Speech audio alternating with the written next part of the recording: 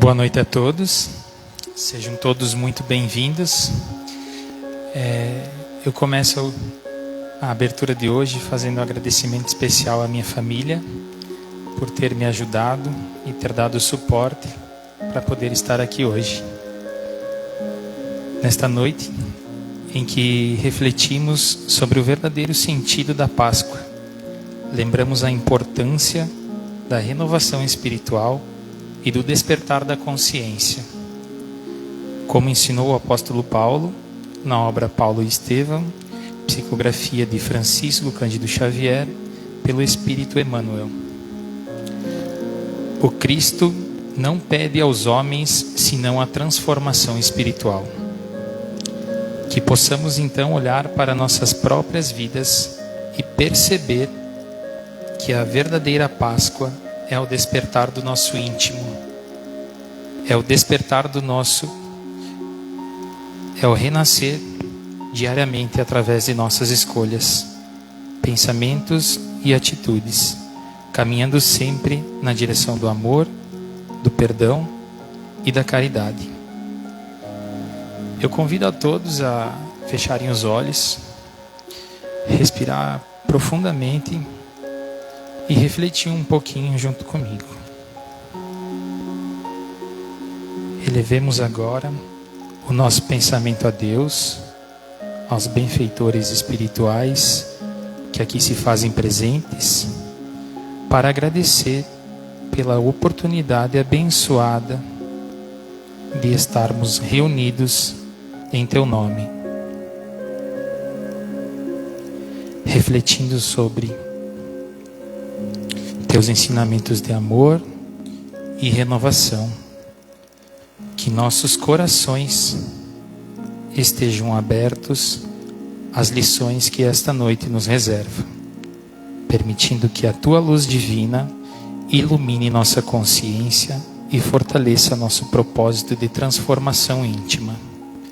Ampara-nos, Senhor, para que possamos trilhar o caminho da paz e da fraternidade, renovando-nos a cada dia no exercício constante da fé e do amor ao próximo. Que assim seja. Eu convido a nossa palestrante, a Lu, para dar início à palestra. Boa noite a todos. Então hoje o tema não podia ser outro, né? A visão espírita sobre a Páscoa, tendo em vista que esse dia se aproxima. Obrigada. Para fazer o estudo da noite de hoje, eu utilizei então a Bíblia Sagrada, a Gênese e uma palestra do Divaldo. A gente vai começar então estudando um pouquinho sobre como foram os dias de Jesus antes da crucificação. Então todos nós sabemos que na Quinta-feira Santa, né, que seria hoje, Jesus se reuniu com os apóstolos pela última vez. Tem a foto, né, da Santa Ceia, onde ele fez o lava-pés dos seus apóstolos como um ato de humildade e disse que entre eles haveria um traidor. Judas, como a gente sabe, foi o traidor e ele vendeu a Jesus, digamos assim, por 30 moedas de prata. O Judas, ele conversou com os sacerdotes, né, que estavam buscando quem era Jesus e combinou com eles.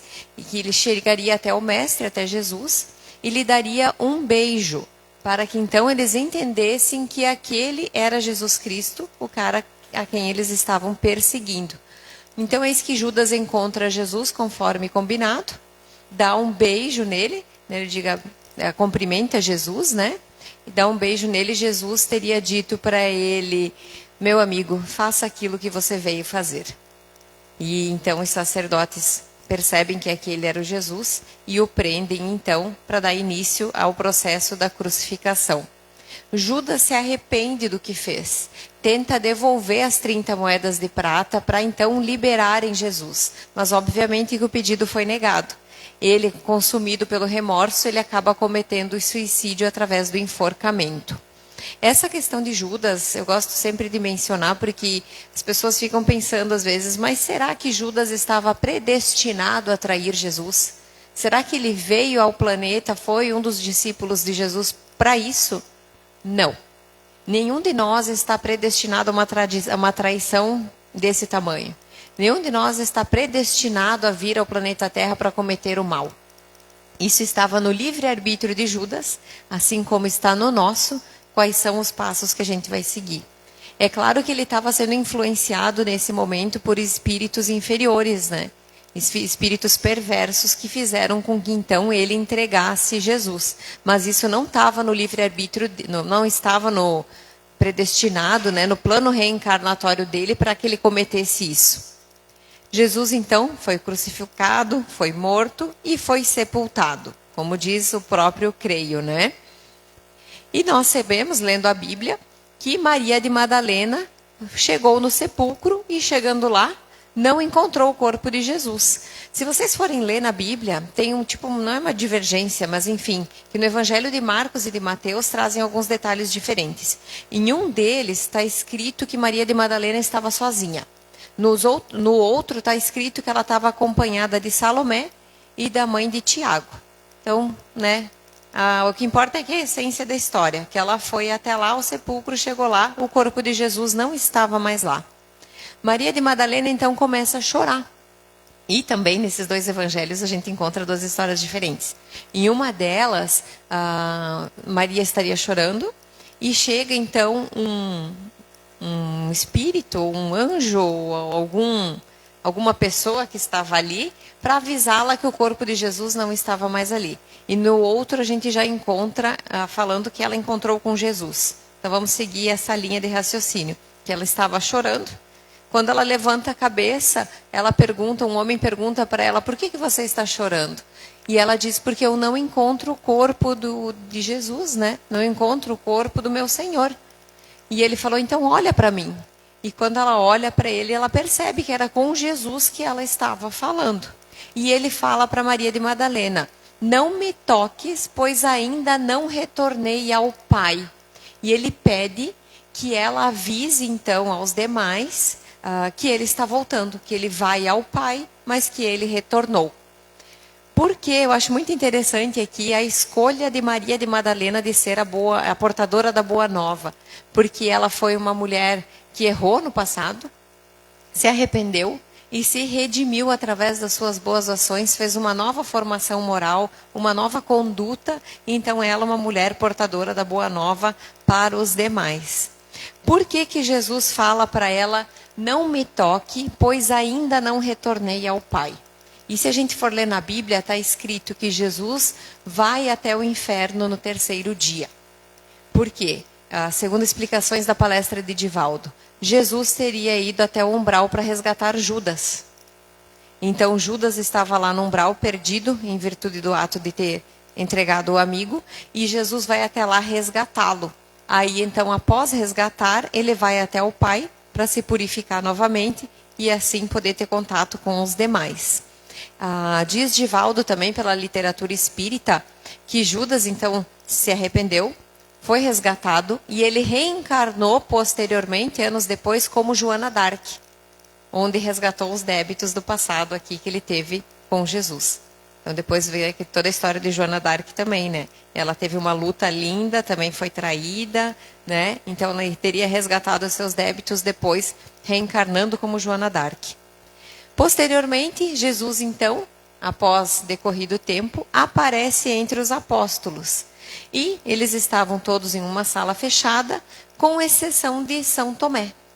Tanto que tem aquele ditado, né? Eu sou que nem São Tomé, eu tenho que ver para crer. Porque ele falou para os outros apóstolos, eu não acredito que Jesus voltou. Eu só vou acreditar se ele aparecer para mim e eu conseguir tocar a chaga dele. Eis que Jesus, então, faz aquilo que Tomé pede. Passa cerca de uma semana, estão todos os apóstolos reunidos novamente, entre eles Tomé. Eles estavam em uma sala fechada, portas e janelas fechadas, e aparece então Jesus para eles. E ele chama Tomé para que Tomé toque na chaga dele e veja que Jesus não morreu, que ele está ali entre eles. Agora vamos às explicações espíritas. Como é que Tomé consegue tocar em Jesus? A gente sabe que ele morreu. O corpo físico dele não estava mais ali. Como que ele consegue tocar? Para a doutrina espírita, eu gosto desse slide. Meu marido sempre fala, não aguento mais ver esse slide nas palestras. Mas sempre tem uma pessoa que está vendo pela primeira vez, então eu acho bem importante essa explicação. Nós somos um espírito, estando encarnado como estando desencarnado. Nós temos um perispírito. O perispírito é aquilo que vai unir o espírito ao corpo físico enquanto nós estamos encarnados. Enquanto nós estamos aqui, a gente tem esse corpo físico, que é essa vestimenta que a gente precisa para morar aqui no planeta Terra. Quando a gente morre, o corpo físico é que morre. Isso aqui é uma roupa, vai ser descartado. O perispírito e o espírito, eles permanecem. E quando um médium vê um espírito, ele vê, na verdade, o perispírito. Porque o perispírito vai se moldar, geralmente, no mesmo formato que tu tinha na tua última vida, que é quando as pessoas vão te reconhecer. Então, como que Maria de Madalena viu Jesus? Porque ela era médium. Por isso que ela conseguiu enxergar ele e falar com ele. Nós sabemos que dependendo o grau de mediunidade ou dependendo do estado do espírito, o próprio Divaldo e o Chico contam que eles tinham dificuldade em saber quem era vivo e quem era morto quando eles viam os espíritos. Então, mas era o perispírito que estavam enxergando, e foi isso que Maria de Madalena viu. Agora, como que São Tomé conseguiu tocar? Porque o espírito pode estar aqui do meu lado e a minha mão está atravessando. Como que ele conseguiu tocar na chaga de Jesus? Eu vou mostrar uma imagem que eu confesso para vocês que a primeira vez que eu vi, eu fiquei até meio perturbada. Me deu um pouco de medo. Depois a gente aprende e vai embora, né? Na primeira vez que eu vi, me chocou. Isso é uma materialização de espírito. É um fenômeno espírita que acontece, mas que é muito raro de acontecer. Vocês podem continuar vindo na palestra aqui tranquilamente, que vocês não vão ver o espírito aqui materializado. É um fenômeno que antigamente acontecia com mais frequência, justamente porque precisava provar a existência dos espíritos. Hoje existem centros espíritas que trabalham com materialização, mas são pouquíssimos. Nessa foto nós temos o médium, esse cara que está sentado, Antônio Alves Feitosa é o nome dele. Foi muito conhecido há tempo atrás, e o Chico Xavier está do lado para atestar a veracidade do fenômeno. Como é que funciona? Quando o médium está dando uma comunicação mediúnica, ele está emitindo ectoplasma. O ectoplasma dele está saindo e geralmente sai pela boca. Sai por todos os orifícios, mas comumente é pela boca. Ele tem um aspecto meio viscoso, como se fosse uma clara em neve, né? Mais branquinho, assim, um pouquinho espesso. E o que acontece? Não é o perispírito, não é o ectoplasma que aparece ali, que faz o espírito aparecer. O ectoplasma, ele vai se aderir ao perispírito do espírito. Então, vamos lá. Está aqui do meu lado um espírito. Quem é médium enxerga o perispírito dele, está vendo a pessoa. Se tivesse um médium de materialização, então ia sair o fluido vital e ia ficar tipo ao redor daquele perispírito. Aí todos conseguiriam enxergar, que é isso que está acontecendo nessa imagem. Está o espírito dessa mulher atrás, me esqueci o nome dela. E está o espírito ali, e então o ectoplasma está aderindo ao perispírito dela para que todos enxerguem. É muito difícil de acontecer, gente. Tem que ser num lugar escuro. E diz que ele é um fenômeno tão delicado que se tem uma pessoa incrédula assistindo, ele não acontece. Tem que ter muita fé, está todo mundo com a elevação muito elevada para que ele aconteça. Nós temos a prova aqui. Então, no caso de Jesus, ele pode ter se materializado para que São Tomé e os demais o enxergassem e pudessem tocar nele. Ah, mas daí não tinha nenhum médium lá, não aparece ninguém com ectoplasma. Não sei, né? Às vezes poderia ter um médium lá de materialização, como que eu acho mais coerente, nós estamos falando de Jesus, não estamos falando de um espírito de terceira ordem que nem nós, né? Nós estamos falando de um espírito puro. Então é possível que ele não tenha necessidade de alguém emitindo, doando esse ectoplasma para que ele aparecesse. Então ele se materializou ali, por isso que era possível tocar. Inclusive quando aparece assim, nesses fenômenos, eles conseguem medir até a temperatura do espírito. Ele é muito materializado. Como eu disse, é óbvio que é raro, senão vocês imaginem, né? desencarna alguém da família, tu convida para o churrasco, né? Materializa ali, é uma coisa muito cuidadosa, né? Que tem. A Gênese, então, ela vem trazendo um pouco dessa história de forma mais sutil, que então mostra que através disso, Jesus mostrou o seu perispírito, mostrou a existência da vida após a morte, a comunicação com os espíritos. Então, ficou provado, se a gente for ver, a teoria espírita através da própria passagem que está na Bíblia. São tudo questões de interpretação, né? Do entendimento que você tem, até onde você vai, até onde você acredita. Mas o espiritismo, ele é muito fiel à ciência, ele é fiel aos estudos, né? Ciência, filosofia e religião.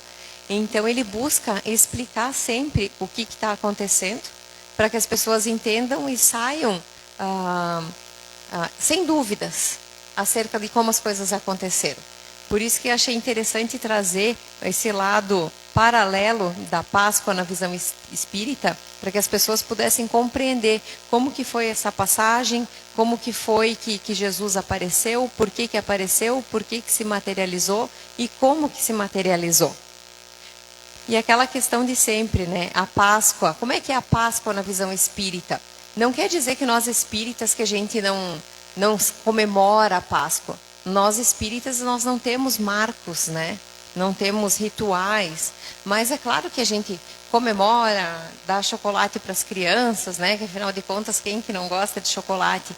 Mas não tem aquele significado com uma data marcada, aquele significado como se fosse religioso para nós. É um marco, é uma passagem, foi a comprovação de que Jesus veio até aqui, comprovou para nós que existe vida após a morte e deixou o seu legado. Então, que a gente lembre que Jesus é o Cordeiro de Deus que tira o pecado do mundo. Que a gente está aqui para seguir os ensinamentos de Jesus. Que não adianta nada amanhã eu não comer carne e passar os 364 dias do ano brigando com alguém. Passar os outros dias do ano sem perdoar, sem seguir os mandamentos de Jesus, falando mal do outro, daqui a pouco maltratando um animal, né? A pessoa não come carne na sexta-feira santa, mas quando tem a oportunidade de chutar um gato na rua, ela chuta, né? Então, do que adianta? Que a gente pare e reflita todos os ensinamentos que Jesus já deixou para nós e que leve conosco, né? Que a gente leve conosco esses ensinamentos não só mentalmente, que amanhã, que é o dia que Jesus deu a vida por nós, que a gente reze, reflita, passe o dia com a nossa família e que seja um marco na nossa vida, neste ano, para que a gente procure se melhorar e acompanhar, então, os ensinamentos de Jesus. Essa palestra foi mais rápida do que eu imaginei, mas espero que tenha dado recado para vocês. Boa noite a todos, fiquem com Deus.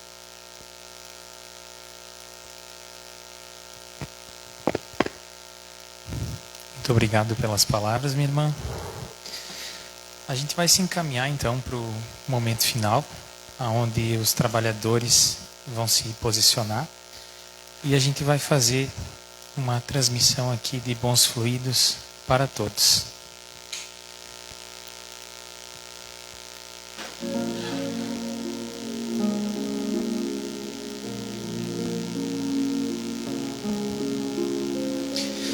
Eu convido então a todos a fechar os olhos.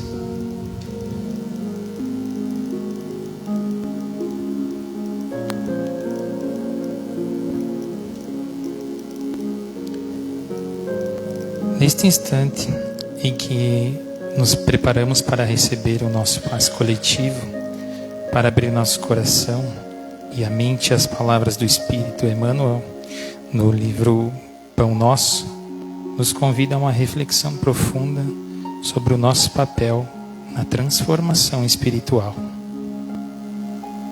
A vida é o processo de renovação constante. Cada noite é o convite à pausa e repousante. Cada manhã é uma bênção do céu, solicitando ao coração o despertar para a nova luta redentora. Cada experiência é mais um degrau da escala ascensional que devemos subir. alegremente em demanda da felicidade imperecível.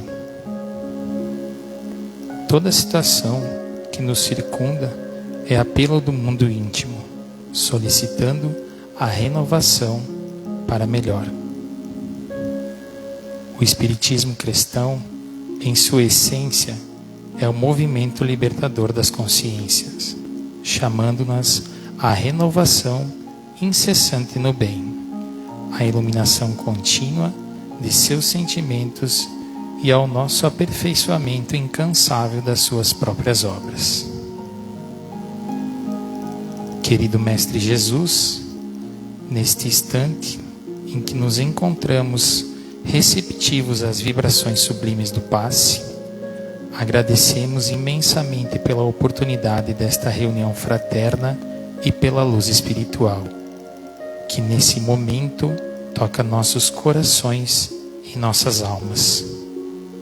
Permite, Senhor, que essas energias curadoras renovem profundamente nossos espíritos, fortalecendo nossa fé, acalmando nossas angústias e nos estimulando à contínua evolução.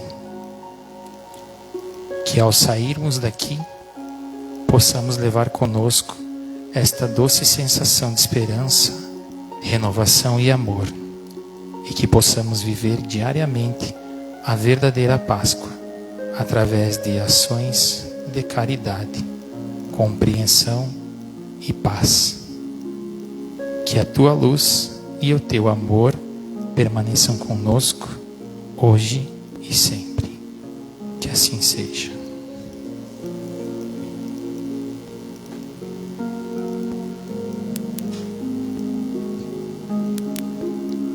Tenhamos todos um bom retorno aos nossos lares. Uma boa noite e até a próxima.